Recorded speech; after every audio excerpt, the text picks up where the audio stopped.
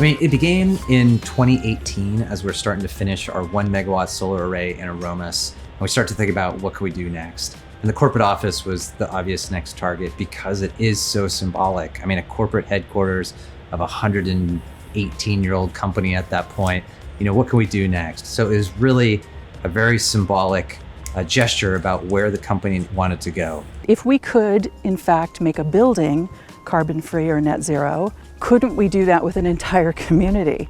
And of course, Graniterock was the biggest user of power in the community, and so they had to be our first knock on the door. So the Aromas community, they totally embraced this project.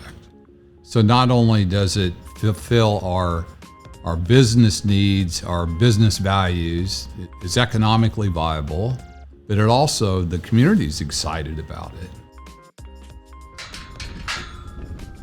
We actually trimmed the willows back because the red-legged frogs like more sun exposure on this side of the pond. We're here today at Santa Cruz Sand Plant, which has red-legged frog that we manage as part of our habitat conservation plan.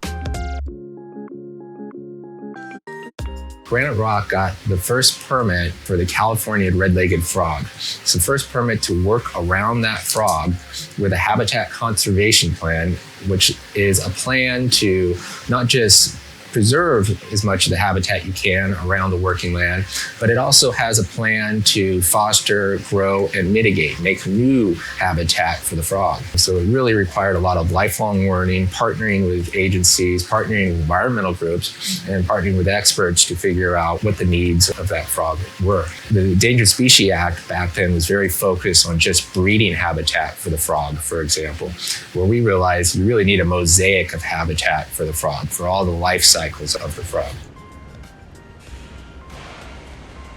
We just installed our first Tesla battery at Redwood City Hot Plant location. It was a prime candidate for that because our hot plants are heavy energy users. So this Tesla battery technology collects the energy while the plant's not running. And as we push the buttons, the battery kicks on and it reduces the demand that the service provider sees.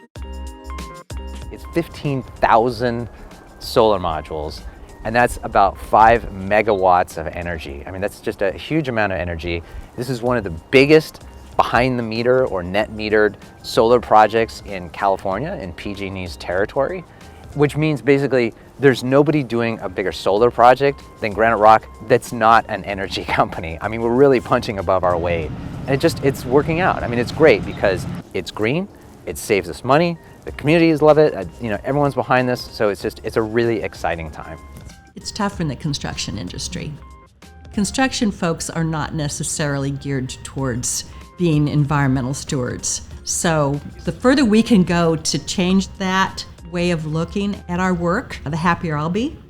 That's just makes sense to me. It makes good business sense. It makes us good partners with our communities, and it sets us up for the future.